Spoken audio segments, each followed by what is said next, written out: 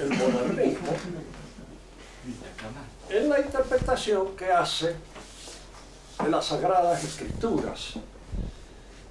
Y un párrafo que se refiere precisamente a los errores modernistas, escrito por San Pío X en la encíclica famosa en la cual condena al modernismo. Excusan los libros santos diciendo que la primera palabra, excusan, requiere una explicación. ¿Ante quién excusan los libros santos? Ante la crítica racionalista. Hay una crítica racionalista que indudablemente da una interpretación pura y exclusivamente naturalista de los libros santos. Ellos entonces salen al encuentro de esa crítica y hacen esta defensa que, como ustedes verán, está muy lejos de ser una defensa. No es la historia ni de las ciencias que estos libros tratan. No tratan ni de historia ni de ciencia. Es únicamente de la religión y de la moral. La historia y la ciencia no son más que cosas que envuelven los contenidos religiosos y morales de los libros, donde las experiencias religiosas y morales se envuelven para penetrar más fácilmente en las masas. Si en efecto las masas no entendieran de otro modo las cosas, es claro que una ciencia y una historia más perfectas tendrían obstáculos, serían obstáculos más bien que socorros para la exposición de las verdades de tipo religioso o moral que exclusivamente envuelven los libros santos. Y concluye este párrafo de la siguiente manera. Por lo demás, añaden los modernistas, los libros santos, siendo esencialmente religiosos, son por eso mismo necesariamente vivientes. Fíjense que esto es una locución que va a ser empleada en más de una oportunidad, tanto por el Papa actual como por su portavoz ante los demás, que es Ratzinger. Él habla de tradición viviente. Vamos a ver qué es lo que quieren decir esto. Ahora bien, la vida tiene su verdad y su lógica propia, bien diferente de la verdad, de la lógica racional, de un otro orden, a saber, y esto es lo importante, verdad de adaptación y de proporción, sea con el medio donde se desarrolla la vida, sea con el fin hacia el cual tiende la vida. Aquí es donde nos encontramos frente a esta proposición que nosotros examinaremos con algún detenimiento. Los libros santos son libros que hay que entenderlos como libros vivientes, cosa que en cierto modo es cierto, pero aquí es donde debemos aplicar nuestra atención a distinguir entre aquello que es viviente porque proviene de la eternidad, de aquello que es viviente y se desarrolla como tal en el tiempo y se desenvuelve en el tiempo. Dentro de las actividades propias del hombre, las que lo tienen al hombre como agente, como causa eficiente y al mismo tiempo como objetivo, como puede ser el arte, como puede ser la ciencia, como puede ser la política, como puede ser la economía, o la idea del hombre, que el hombre tiene de sí mismo, son actividades que se desarrollan en el tiempo. Es decir, que viven con esta vida que señala la interpretación modernista de estar afectados por la temporalidad. Nosotros vivimos en el tiempo y nos desarrollamos como tal en el tiempo. Tenemos que ir luchando de conformidad con aquellas cosas que el medio nos plantea, que la situación en que nos movemos exige que las atendamos y que tengamos en cuenta. Y por eso nuestro dinamismo es un dinamismo móvil y atento a la variación de las situaciones de nuestro propio alrededor para obrar en ellas de conformidad con esas variaciones y adecuándonos. Pongamos, por ejemplo, un proceso de una actividad humana tan propia como es la ciencia. La ciencia es un proceso, se desarrolla en el tiempo. Lo que pudo ser científico hace 100 años ya no lo es más, deja de serlo, porque hay otra interpretación de los hechos y, como ven, una interpretación responde a las posibilidades de la observación de los hechos. En algunas oportunidades hemos hablado de esto. Las posibilidades de observación de los hechos se nos aparecen a nosotros a veces en 3 dimensiones distintas. Hay hechos que pueden ser observados a ojos de buen cubero y que de alguna manera, por el hecho mismo de que son observados a ojo, inspiran una serie de interpretaciones que se fundan en nuestra observación natural de esos hechos. Así, si discutiéramos entre nosotros qué forma tiene tal hoja, si tiene forma de corazón, si tiene forma alveolada, si tiene forma de espada, etcétera, etcétera, el término de la discusión es ponerla frente a la vista y decir, bueno, determinemos aquí a qué se parece, a un corazón, a una espada o a qué otra cosa. Y la discusión culmina en esa observación que es hecha a ojo limpio. Pero hay aspectos de la realidad que no pueden ser observados a ojo limpio y que requieren aparatos. Y los aparatos se van creando unos con otros. Y en la medida en que un aparato exige la creación de otro aparato, la observación de la realidad, de esa dimensión de la realidad, sea en el orden macrofísico, sea en el orden microfísico, cambia, se modifica. Y con el cambio y la modificación cambia mi interpretación de aquellas apariencias sensibles que se revelan al aparato.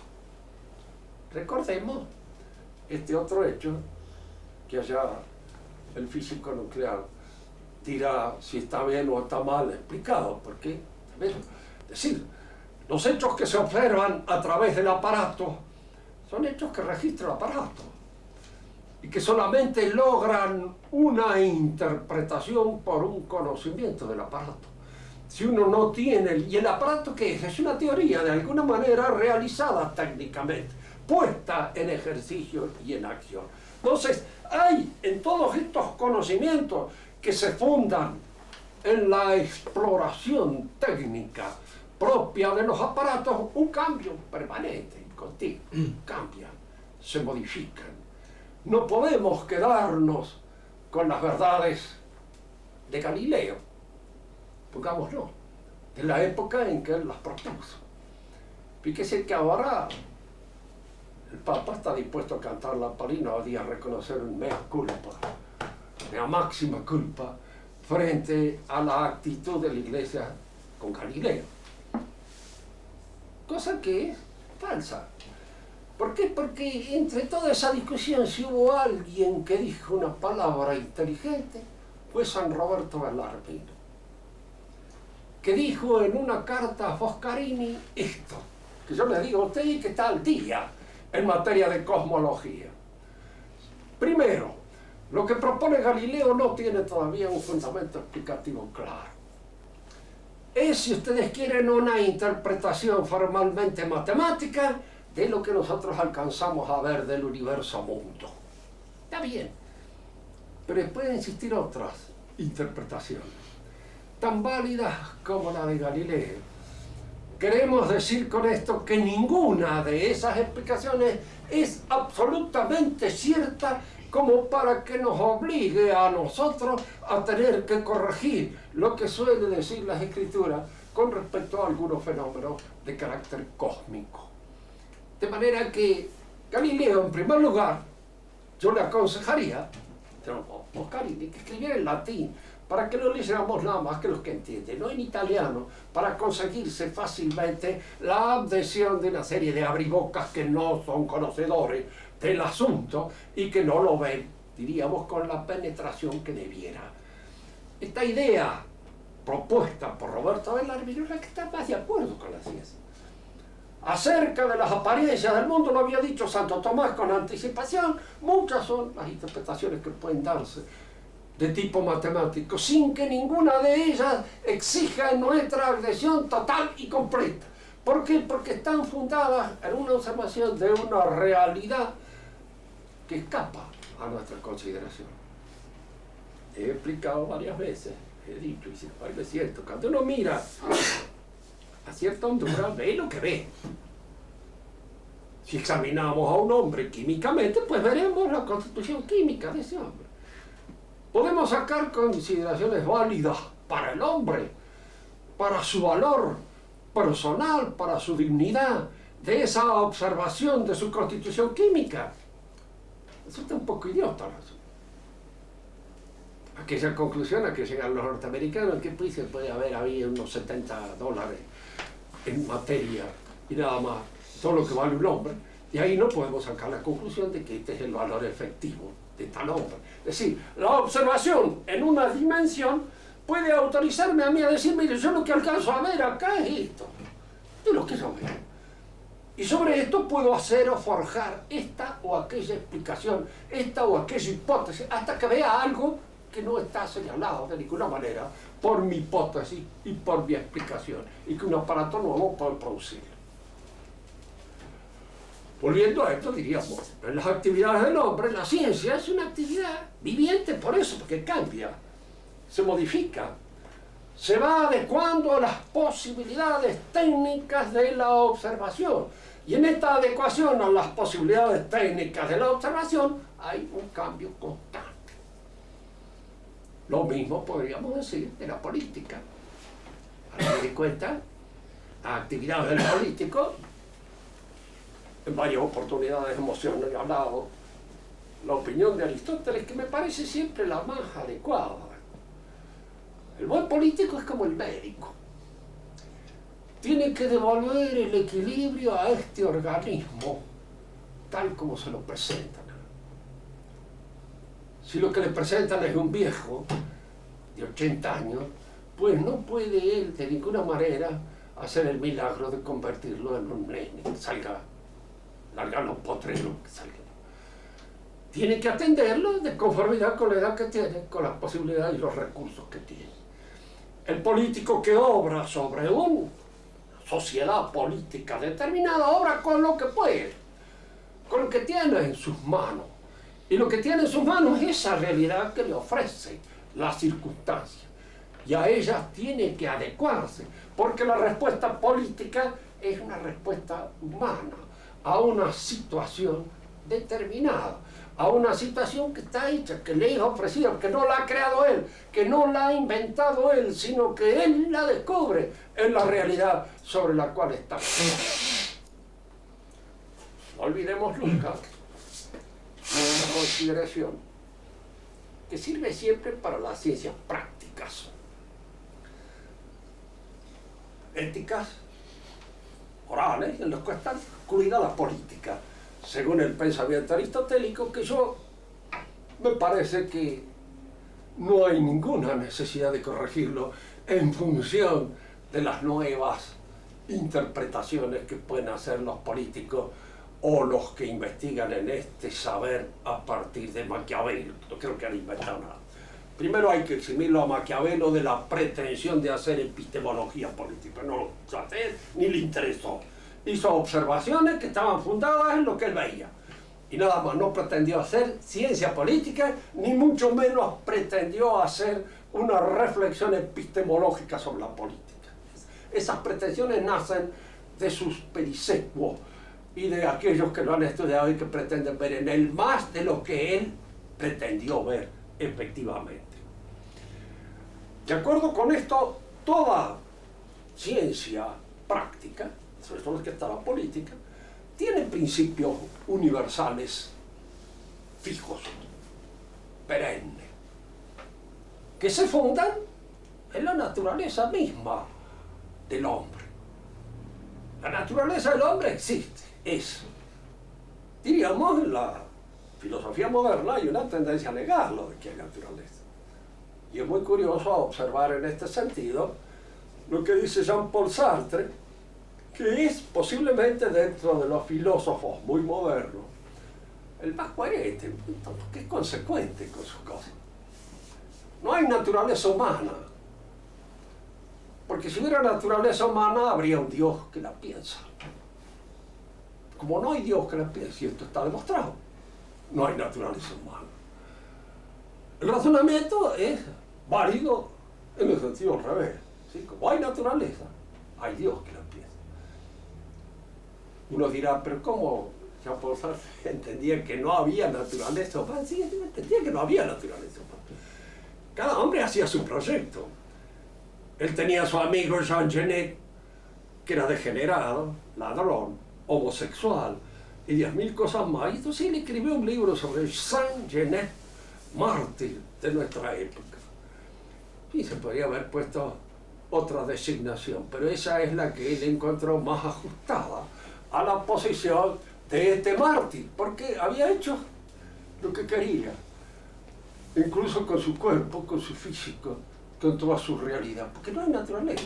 Entonces uno puede ser invertido o puede ser cualquier otra cosa, con tan legítimo derecho como otro de que está naturalmente bien inclinado, porque no hay naturaleza. La pregunta que uno a veces le haría a Sartre es esta, pero dígame, ese proyecto que usted intenta hacer, ¿tiene sentido? ¿Puede ser entendido?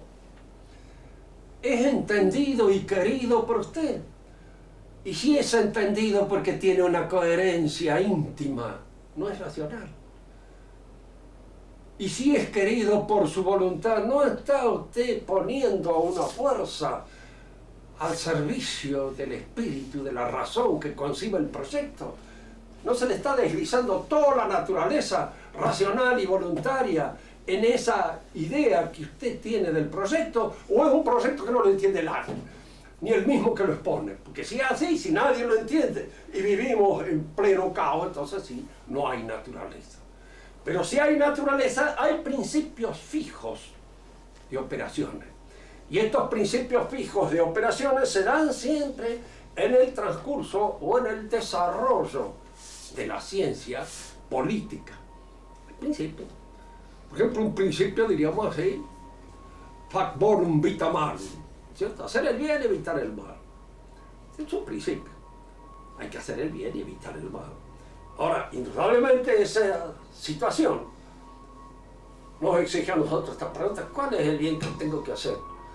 ¿Y cuál es el mal que debo evitar? En esta situación en que me encuentro, porque hay una situación en la cual yo estoy mezclado, estoy metido. Tomemos un ejemplo de la Escritura, de nuestro Señor Jesucristo. No le dice a los apóstoles en un momento determinado: debo ir a Jerusalén y allí seré prendido y el Hijo del Hombre será colgado. Y entonces Pedro lo llama aparte y le dice: que esto no suceda contigo, Señor. Como diciéndole, ¿qué necesidad hay de que esto pase? En todo caso, le puede haber preguntas: ¿para qué ir a Jerusalén si en Jerusalén va a suceder esto? Y entonces nuestro Señor lo rechaza duramente y le dice: va de retro, Satanás, que es tentación, porque lo que tú acabas de decir está inspirado simplemente por instancia, por razonamiento puramente humano, pero no aquellos en que yo me conozco. Fíjense que esto es importante, señalar siempre en toda ciencia práctica, porque hay una situación que nos rodea.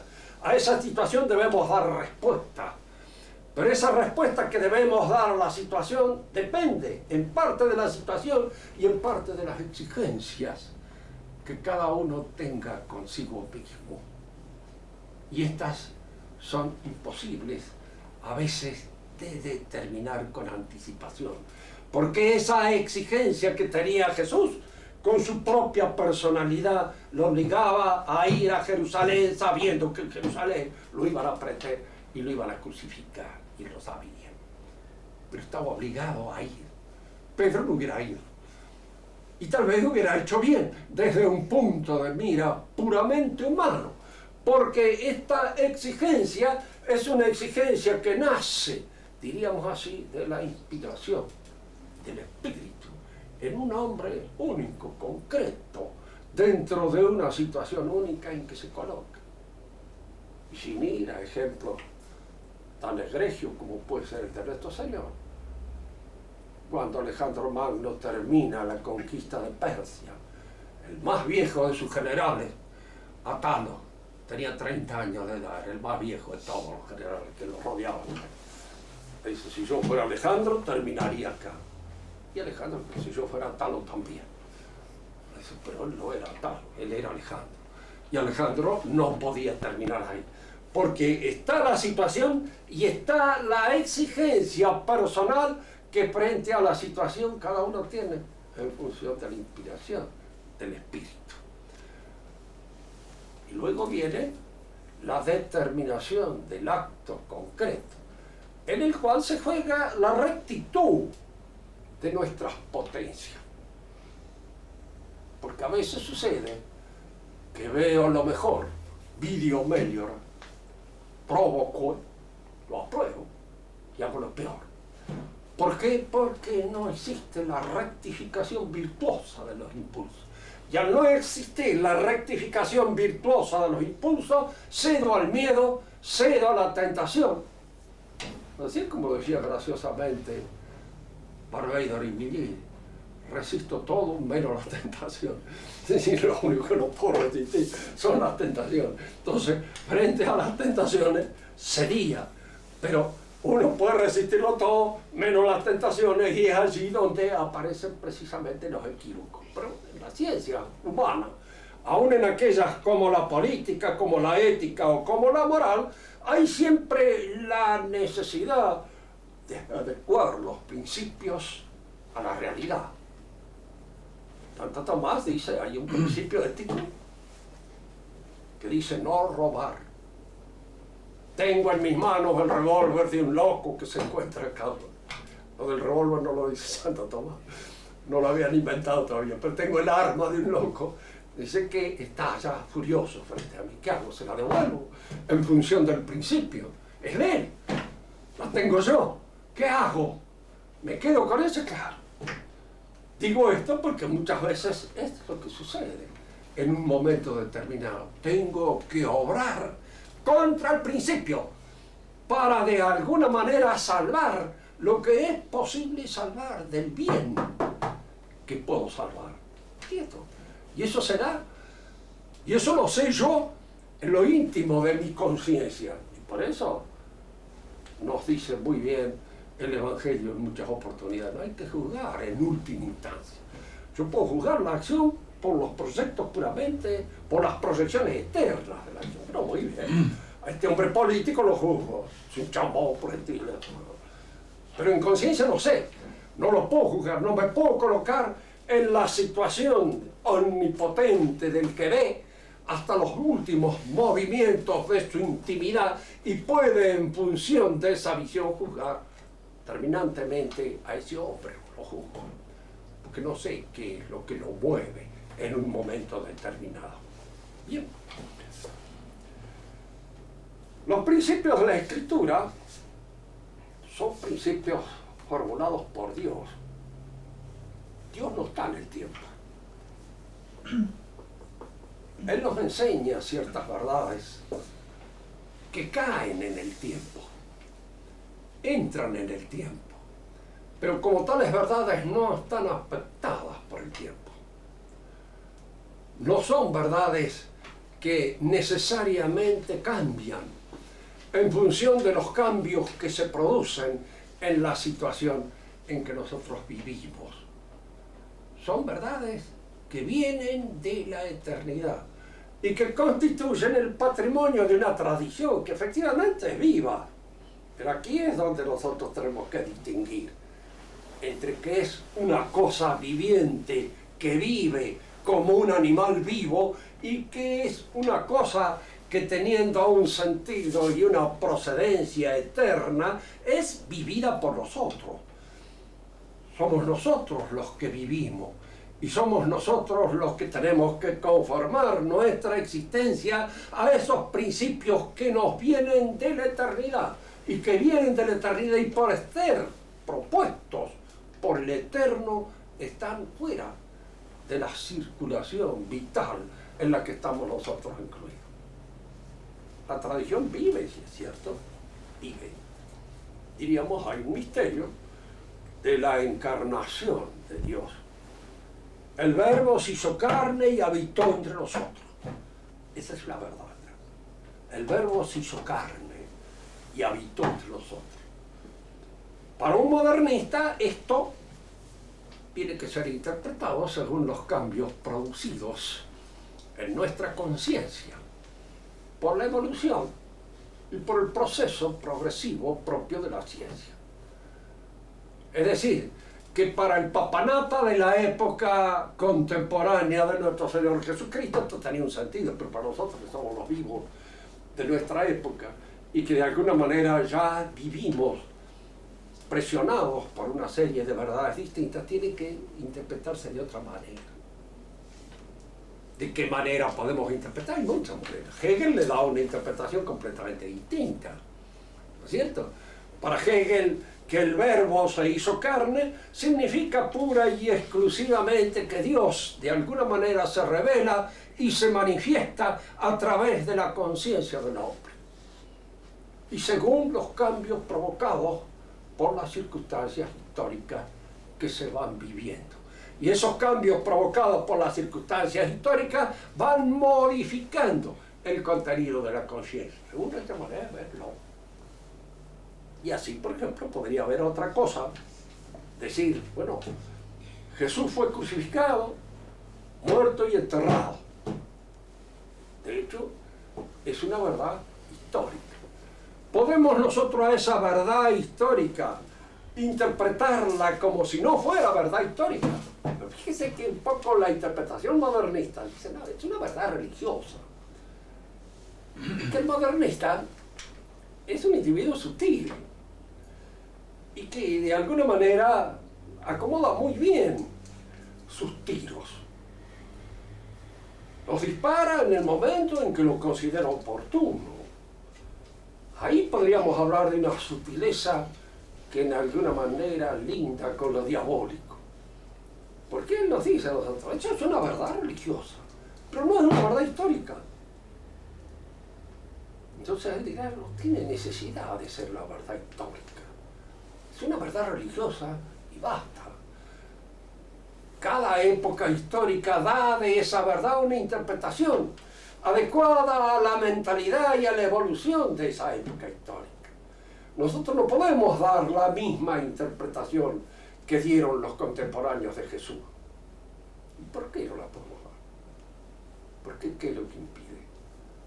Tal vez, realmente, si yo discutiera con un modernista, el modernista vería en mí un cavernícola, un hombre anacrónico, un hombre que está con su cabeza en el pasado y que de alguna manera ve e interpreta las cosas de una forma extemporánea, completamente pasada de moda. Yo tendría que admitir eso, es verdad, es cierto, pero es verdad religiosa, no es verdad histórica. La Sagrada Escritura requiere 4 interpretaciones de tipo distinto según los pasajes. Una, la interpretación literal, que es la que se aconseja que se dé siempre que se pueda. La interpretación alegórica, cuando la interpretación literal no es posible, por una razón X, porque se impone la interpretación alegórica. La interpretación moral y la interpretación anagógica o sobrenatural, que es aquella en la cual se observa el aspecto sobrenatural de la verdad expuesta en el libro santo. Pero los libros santos, en todos aquellos que se refieren a hechos y situaciones históricas, son históricos. Podríamos nosotros decir, por ejemplo, que efectivamente Adán fue hecho por Dios del barro cósmico, de la tierra. Yo creo que sí. Algunos proponen como interpretación de que Adán significa un grupo humano colectivo. Pero si es un grupo humano colectivo, no es un hombre, ¿el pecado cómo se produce? ¿De qué manera se produce el pecado original y cómo se transmite? ¿Lo produce el grupo como grupo? ¿Lo produce el cabeza del grupo? Y luego contagia a todos los demás. ¿Cómo sucede? Si Adán ha sido hecho de un animal, hay una interpretación que hacen en el sol de la tierra que está linda. Dice, bueno, muy bien. Supongamos que un mono se haya convertido en hombre en un momento determinado. Y que Dios haya tomado a este hombre y a este mono y lo haya hecho hombre. ¿Cuál era la relación de ese mono con su madre, la mona, de la cual provenía? Era una relación filial. Efectivamente se reconocía como el hijo de esa madre que lo había parido, que lo había tenido, que lo había lanzado al mundo. ¿Cuál era su relación con ella? ¿Podemos nosotros explicarla de una manera adecuada, sin caer en alguna interpretación absurda? Cuando nosotros nos encontramos frente a ese pasaje en el que el Génesis no habla de la creación del hombre, tenemos que admitirlo como que eso históricamente así se ha dado. ¿Sí? Dios empezó con un hombre y la mujer la sacó de él, la extrajo de él. ¿Con qué propósito se nos dice? Porque fíjense, algunas veces estamos nosotros siempre frente a las variedades masculinas o femeninas, ¿no? Que son vanidades como son vanidades. Y la mujer sale del hombre, está supeditada a él, en alguna medida, no siempre. Y al mismo tiempo, diríamos, quiere decir también que la mujer fue hecho de algo más perfecto de lo cual fue hecho el hombre. Porque el hombre fue hecho de la tierra y la mujer fue hecha del hombre. Y de alguna manera la sacaron de esa realidad que estaba ya terminada, la cual se hizo y se constituyó a la mujer. Estos son hechos o son figuras que deben ser interpretadas según la ciencia o el adelanto de la ciencia o los avances de la ciencia, o son cosas que deben ser tomadas así como han salido del horno y tal como en la Biblia aparecen. De nosotros no nos cabe la menor duda, son así, son hechos, porque la Biblia no es solamente, diríamos, una exposición de verdades de tipo religioso que deben ser extraídas dificultosamente de la narración de carácter histórico. Cuando la narración es de carácter histórico, esa narración es cierta. Y la mayor parte de las veces, es curioso, se concreta, y cuando se examinan bien los hechos, se llega a la conclusión de que aquello va a acontecer. Fíjense en un asunto que viene a corroborar de alguna manera también. La resurrección de Cristo es el sudario. Es un misterio frente al cual hoy están discutiendo la mayor parte de los hombres de ciencia. Y han llegado a la conclusión de que efectivamente se trata de la sábana de un sudario que ha envuelto el cuerpo de un hombre que ha muerto crucificado más o menos en el año 30, 33, 34 de nuestra era. Y está eso bien determinado, a veces de una manera que produce escalofrío, ¿no? Porque hasta se ha descubierto la impresión que han dejado las monedas con que le cerraban los párpados a los muertos, que así se usó. Y en el caso de Cristo hay las monedas, claramente, y esas monedas pertenecen a esa época en la cual fue crucificado de manera efectiva y real. Y esas cosas examinadas con todos estos aparatos nuevos producen una visión del asunto que es terrorífica. ¿Y cómo produjo? ¿Qué flash produjo esa impresión? Esa foto que al observar el negativo se advierte. ¿Qué fuerza? Porque es curioso ver cómo los hombres de ciencia también llegan a esta conclusión. Dice, ahí tiene que haberse producido una fuerza que haya producido el calor de tantos grados de calor para provocar esa impresión. Y tiene que haber sido rápida porque si no se quema el lienzo. El lienzo no se ha quemado, luego ha sido como un flash rápido de una foto. ¿Qué fuerza lo ha producido? Misterio.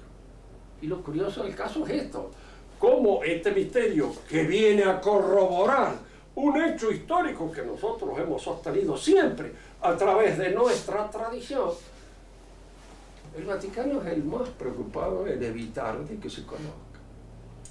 Ha tratado en lo posible de eludirlo.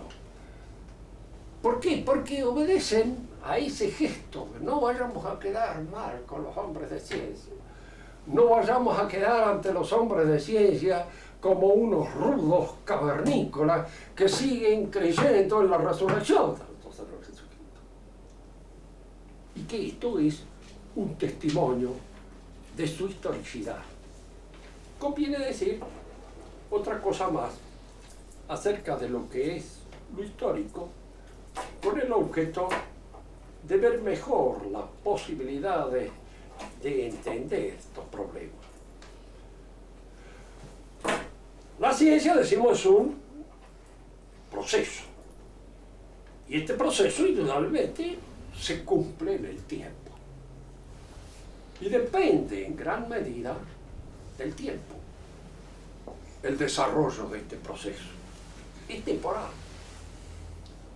Si lo viviente, en el sentido biológico del término, es temporal, indudablemente la ciencia es un proceso viviente.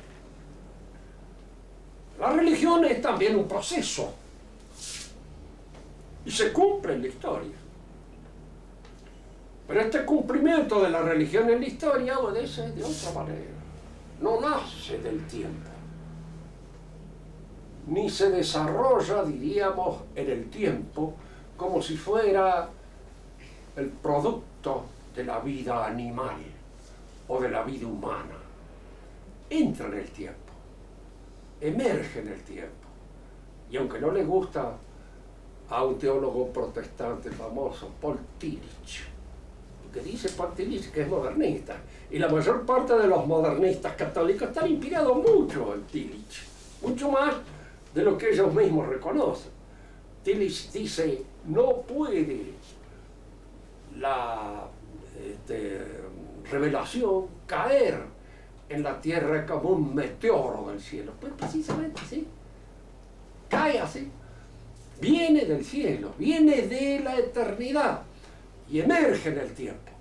Indudablemente el hombre la vive en el tiempo, pero lo que está viviendo es una proposición, es un principio eterno, es algo que en sí mismo no se modifica, aunque se modifique el conocimiento, la posibilidad de acercamiento que cada hombre tiene. Para decirlo de otra manera, la teología, que es la ciencia de Dios revelado, o de lo que Dios revela, sí puede progresar. La teología, es decir, nuestro conocimiento de esas verdades, porque esas verdades pueden ser ahondadas, pueden ser vistas, examinadas, y cada uno de nosotros tiene la necesidad a lo largo de su vida de recurrir a ello. Y también vive con nosotros, porque en nosotros es un proceso de crecimiento que se cumple en función de ese conocimiento de las verdades teológicas. Una cosa son las verdades catequísticas, como se las enseñan a los niños, y otra es la teología, como se las enseña a un hombre grande. son las mismas verdades, pero están más elaboradas, están vistas por un pensamiento que más riguroso en la penetración del misterio. Pero el misterio está allí, puesto por la eternidad en el tiempo, pero como procediendo de la eternidad es eterno. Y siempre así. El que no soy eterno soy yo. Y en cierto modo, por el hecho de no ser eterno y de estar en el tiempo, puedo progresar o retroceder. Porque lo curioso del tiempo es esto: la historia no necesariamente es progresiva. Puede ser un retroceso. Y hay retrocesos históricos enormes, como hay retrocesos humanos.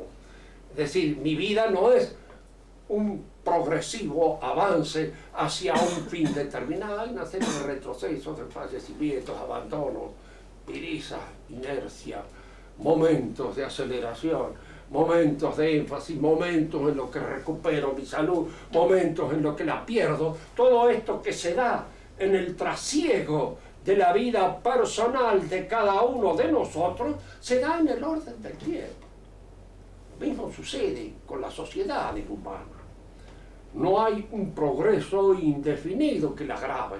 Hay progresos, hay retrocesos en aquellas cosas en las que se trabaja y se obra. Pero cuando esas cosas, como las que constituyen el fundamento de la fe, provienen de la presencia de la eternidad, de ese eterno presente que se hace presente en el mundo, nosotros recibimos eso como un legado de la eternidad, como un legado de Dios, no como una cosa que es producida por nosotros y que de alguna manera, siendo afín a nosotros, sufre el mismo desgaste que sufrimos nosotros y sufre los mismos desfallecimientos que sufrimos nosotros. Son verdades puestas en el tiempo, pero puestas desde la eternidad y por la eternidad, para que nosotros la comprendamos y sepamos esto. Nuestro tiempo es el pasado que ya no es, un futuro que todavía no es. Fíjese que siempre estamos en el presente. Siempre nos pronunciamos desde el presente. Y es desde el presente donde nosotros descubrimos el pasado. Y es desde el presente donde nosotros tenemos un proyecto para el futuro. Y tanto el pasado como el futuro cambian según la posición del presente. Ahora que somos grandes, no vemos nuestro pasado con los mismos ojos con que los veíamos cuando éramos jóvenes o cuando éramos chicos.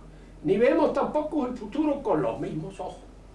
Esto nos está indicando a nosotros, a ciencia cierta, que el tiempo real es el presente eterno. Y es ese eterno presente que se marca en nosotros. Y es precisamente en ese eterno presente donde nosotros debemos dar la respuesta a la presencia de la eternidad en el tiempo. Y esa presencia de la eternidad se hace ver a través de lo que Dios nos ha revelado y nos ha enseñado. Nada más. Si quieren hacer alguna pregunta, pueden hacerla para aclarar algún punto que pueda haber quedado en tinieblas. Hay 4 curas, Rubén. 5. Don Rubén, no sé si va a ser tema de alguna de las conferencias específicamente, pero le pregunto por lo menos una de las consecuencias morales o en el ámbito de la vida ética de los principios de estos modernistas. ¿De los principios? Del modernismo, en los cuales se basa el modernismo, una consecuencia ética de esas cosas. Mira, la consecuencia ética más importante es que crea el escepticismo religioso. Hace perder la fe. Por eso hay una plena seguridad. Fíjense en esto. Los modernistas nunca van a alcanzar a convertirse en una secta popular. Porque son intelectuales. Son intelectuales. Y para entenderlos hay que tener ya mucha sutileza incluso. Pero crean una disposición al escepticismo. Porque la gente, me parece cuando empieza a escuchar todas esas cosas un poco raras en torno a la fe que hay que tener, porque la fe que quiere la gente tener es la del carbonero, para decirlo en los términos, diríamos, de Unamuno. Creo en esto, creo en Dios Padre Todopoderoso, Creador, etcétera, etcétera, etcétera, todos nuestros credos, vaya, en eso creo, a pie juntos. Si tengo que empezar a decir, no, pero mire, fíjese, esto de que el Padre Creador de la nada, en fin, debe ser interpretado porque depende a veces de cómo la ciencia vea esta posibilidad de la relación entre el primer principio y las cosas que de él emanan. Así como ser emanatista en tiempo de los griegos, ahora ser partidarios del Big Bang. Y Dios puede ser cualquier cosa. Yo creo que la consecuencia ética, moral más inmediata y más grave es el escepticismo. Crear, destruir la fe auténtica, que es la adhesión a la palabra de Dios, tal como ésta se revela en la Iglesia y en la Escritura. Ese es el efecto principal de él. Y con la destrucción de la fe, viene la destrucción de todos los demás principios. Porque, diríamos así,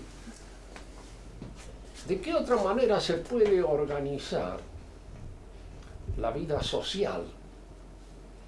¿En función de qué valores?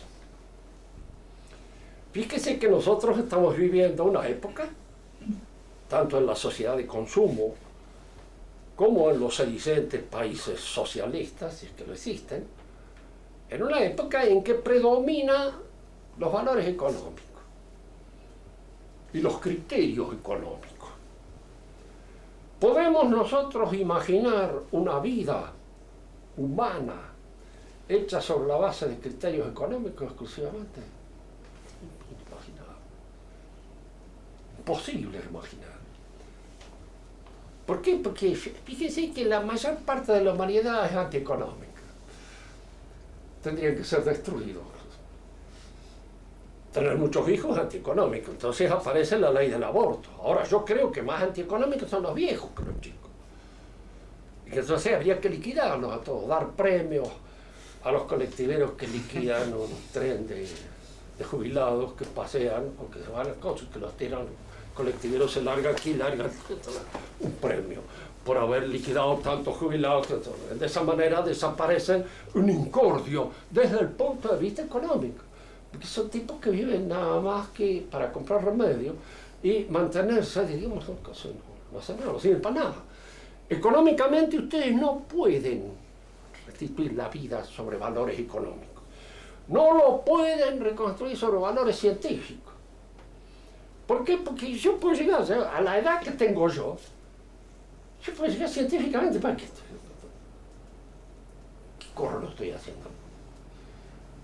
Lo mejor que puedo hacer es colgarme en algún lado, terminar de una vez con esto, porque realmente me parece una cosa ya un poco obsoleta. Se me han terminado las posibilidades de tener una vida más o menos agradable y llevadera. Desde el punto de vista estético, ¿cuántos tendríamos que desaparecer de este universo? Porque nuestra sola presencia echa a perder el paisaje, arruina, diríamos, fíjese que un exquisito esteta podría ser. Desde el punto de vista político, teniendo en cuenta puro y exclusivamente las posibilidades que tiene el poder, un hombre que vive exclusivamente para eso, como Lenin, por ejemplo, que es un monstruo. ¿Qué es lo que le da a todos estos valores la posibilidad de una armonización, de un equilibrio? La religión. Porque es la religión aquella lo que me permite decir para qué sirve este viejo que está acá. Bueno, aunque más no sirva nada más que para conmover, me sirve para algo. Y si de alguna manera despierta en mí una cierta atención, una cierta delicadeza, un cierto cuidado por la vida que se apaga, ha hecho lo suficiente en mí, ha despertado en mí algo positivo. Pero eso me lo da la religión, porque no me lo puede dar la ciencia. La ciencia dice, pero si lo mejor que podemos hacer con esto es terminar con él de una vez, está molestando sin para nada. Y además de eso, científicamente está acabado. Yo me acuerdo siempre de una anécdota que se le atribuyen, creo, al doctor Finocchieto, en Buenos Aires. El hermano estaba enfermo, grave, pero no le había dicho nada al hermano, que era médico. Y le llevó una radiografía, como que era de otro. Él le dijo, ¿qué te parece esto? Y yo, está listo, dice. Yo en su lugar, y se le pegaba un tiro. Al otro día se pegó un tiro. Porque, claro, estaba terminado. Científicamente era eso. Lo único que podía hacer tal cosa. ¿Tiene algún valor ese sufrimiento último que vamos a tener nosotros? ¿Ese valor de dónde lo extraemos? ¿Cuál es el valor que puede tener? ¿Quién nos dice que tiene un valor si no es la religión? ¿Quién lo dice? No lo puede decir ni la ciencia, ni lo puede decir la estética, ni lo puede decir la política, ni lo puede decir el arte, nada. La religión nos dice ese valor que puede tener ese hombre en ese momento. Por eso cuando la religión falta en una sociedad, la sociedad inevitablemente se descompone.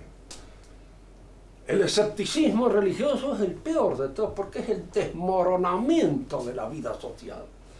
Y el desmoronamiento total del espiritual. Fíjense que nosotros a veces vivimos de épocas que dieron mejores frutos.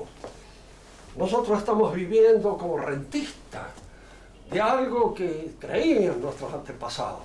Y todavía lo sostenemos en algunas costumbres que hay. Porque el día en que esas costumbres desfallezcan, se pierdan, ¿qué se convierte esto?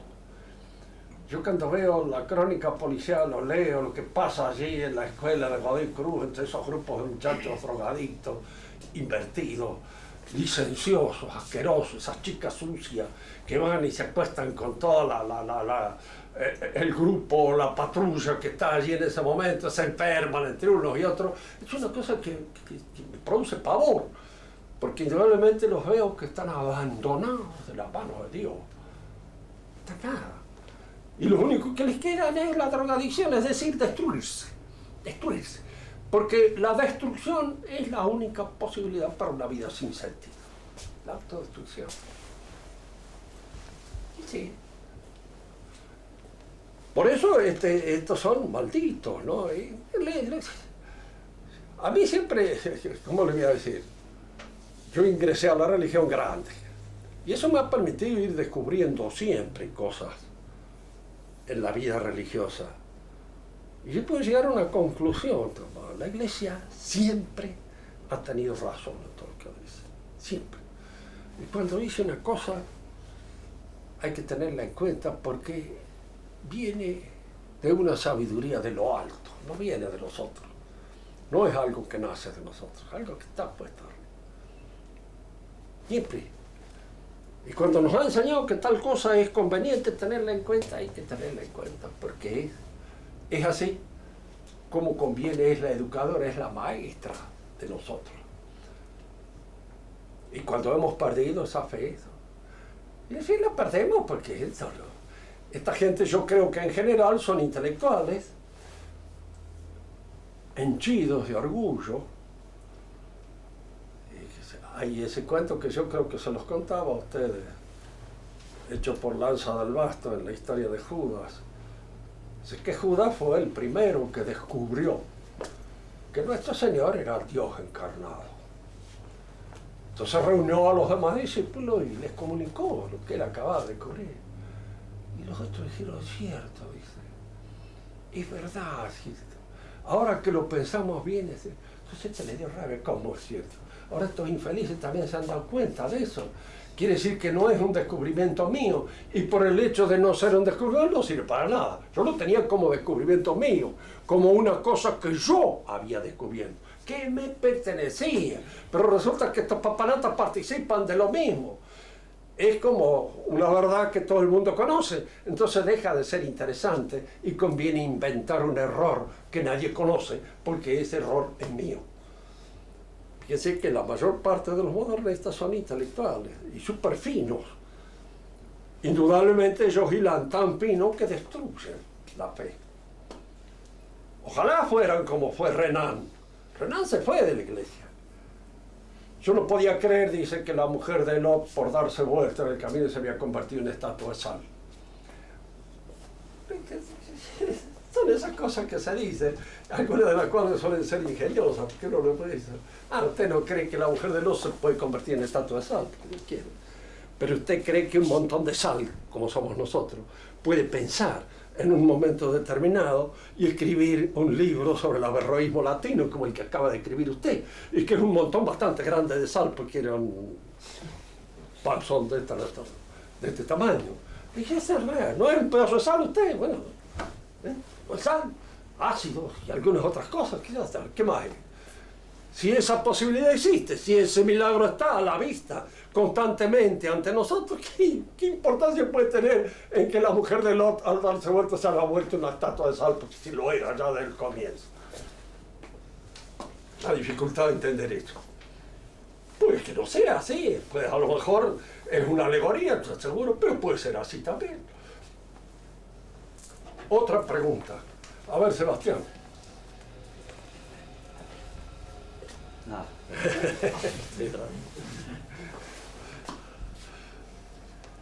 Padre, Sí, usted está condenado. sí. A ver si me sale.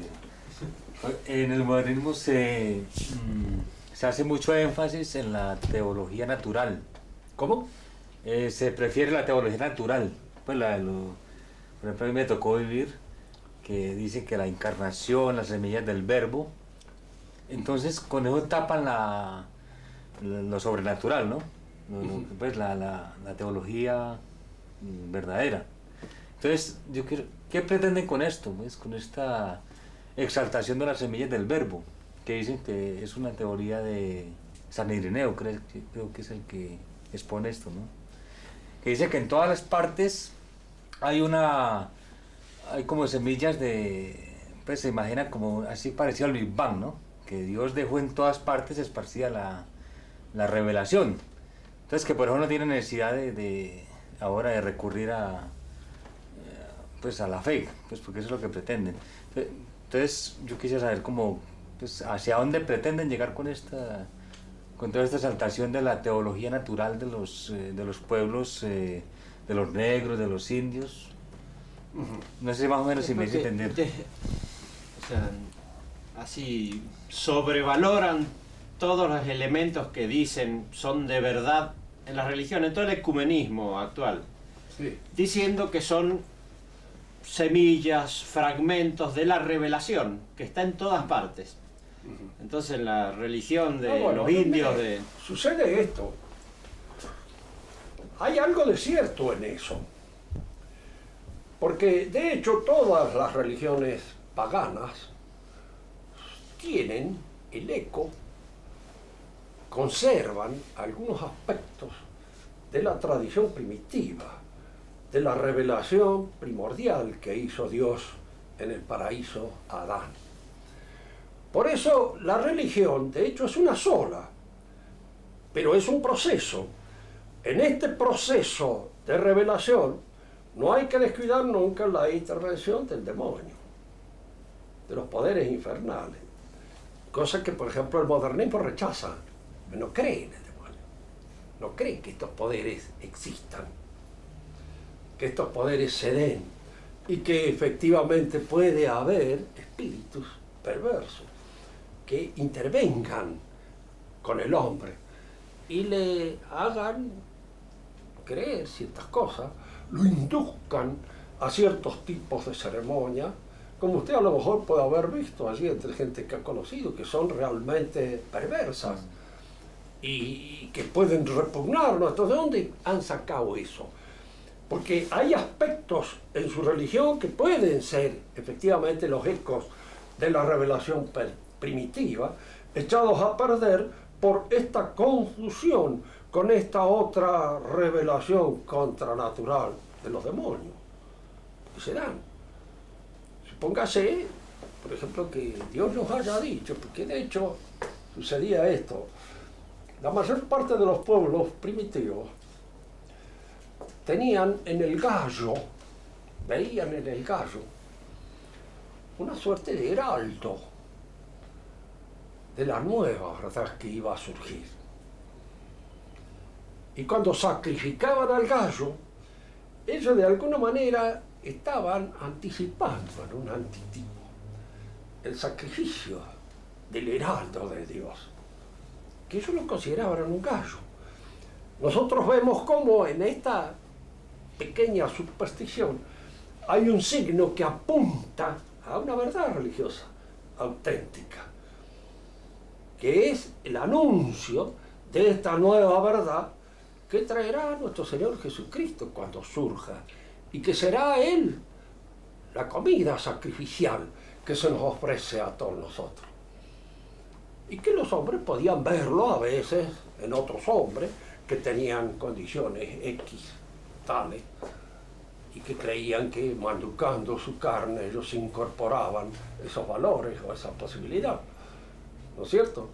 En cierto modo, esta antropofagia es en alguna medida un anticipo perverso, satánico, de lo que constituye esa antropofagia que es la nuestra cuando comemos la carne, el cuerpo y la sangre de nuestro Señor Jesucristo.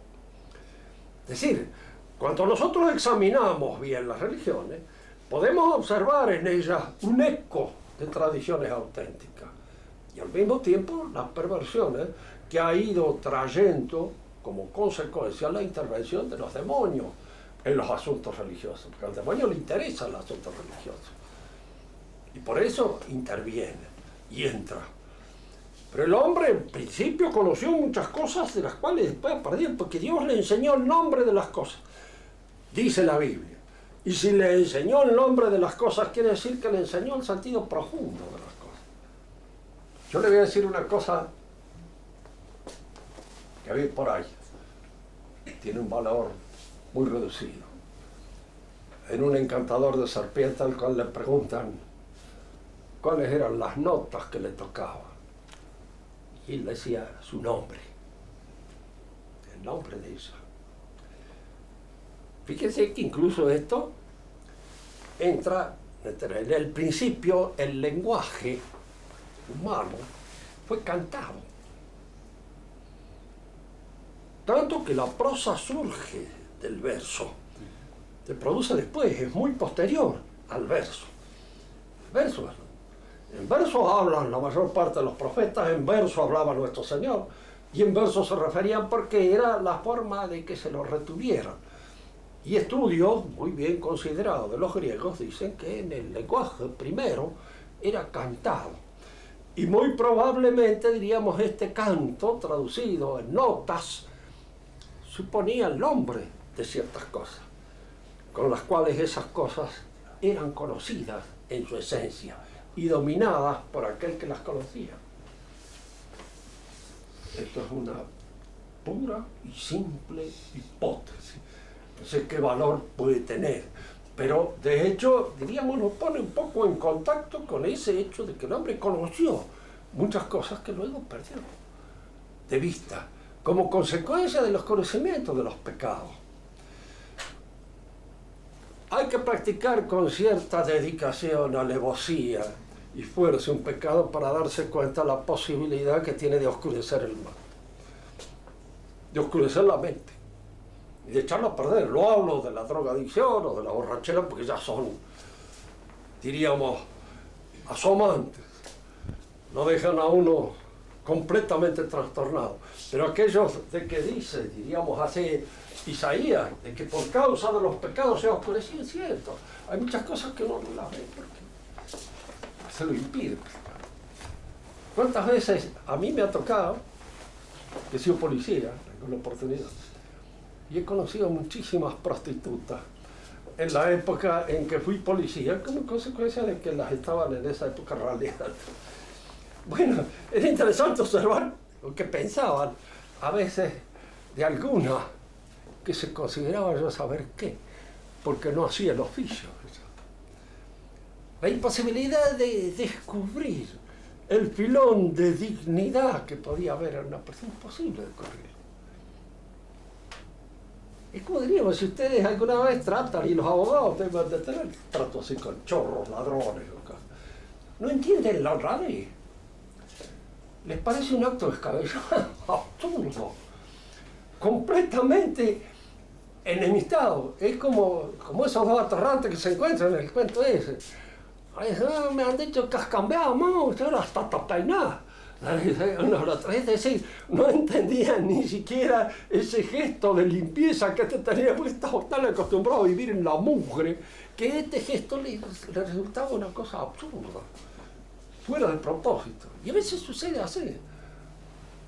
Diríamos que Satanás debe ser vivísimo, pero habiendo perdido el bien del intelecto, lo que no entiende es lo bueno, pero lo malo sí lo entiende bien. Y por los laberintos de la perversidad navega como un perfecto timonel, porque es allí donde se mueve a gusto y lo que él maneja. Lo que lo desconcierta a él es el santo. ¿De dónde sale este tipo? Fíjense que no lo tienta esto, lo otro, o supera estas tentaciones, por lo menos. ¿De dónde sale? Y eso es lo que lo desconcierta, porque eso es lo que lo pone, diríamos, en la imposibilidad de entender esa conducta. De entender, pero no la puede entender. Y en nosotros pasa lo mismo. En cuanto caemos en un vicio o en ciertos pecados, hay ciertas conductas que no las entendemos. Para la mayor parte de la gente que anda por ahí, he visto a veces, he escuchado conversaciones entre gente de pueblo, bueno, que suponen que hacen los otros o que hacen. Si una vez me decía uno que le decíamos el bicho, porque era un tipo vivido. Y ustedes los profesores, pibe, como diciendo de que teníamos todo un serrallo a nuestra disposición entre las alumnas. Idea que se le ocurría este imbécil. Porque no podía pensar otra cosa, nada más que eso, lo que tenía en la cabeza. Y entonces ponía de hecho el hecho. Y no le digo nada lo que piensan de los curas, y lo que piensan de esto, y lo que piensan de que va al confesionario, y lo que... Porque es toda una apocalipsis de inmundicia. Porque no pueden pensar otra cosa. Y no pueden pensar otra cosa porque no tienen los caminos limpios del entendimiento para ver las cosas limpias. Las tienen. Se les ha ensuciado para siempre. Y en el hombre en quienes se oscurecen esta posibilidad de descubrir las cosas. No entiende el comportamiento limpio de la gente. Lo entiende mal. Lo interpreta en función de porquería. Lo interpreta en función de inmundicia. Es como el Pulastrún, el homosexual, no me acuerdo cómo se llama, que escribió, hizo esa cinta sobre el Cristo. Donde aparece, en fin, prácticamente también proyectando su homosexualidad sobre nuestro Señor. Porque no lo puede ver sino como un homosexual. ¿Ya? Uno dirá, son cosas que a uno le afecta, pero es la realidad. Hay que haber estado a veces entre todo este tipo de gente para darse cuenta que es muy común, mucho más de lo que nosotros creemos, la forma de pensar, esa bajeza en la interpretación de las cosas. Como consecuencia precisamente de esta promoción de bajeza en la cual viven. No hay otra cosa.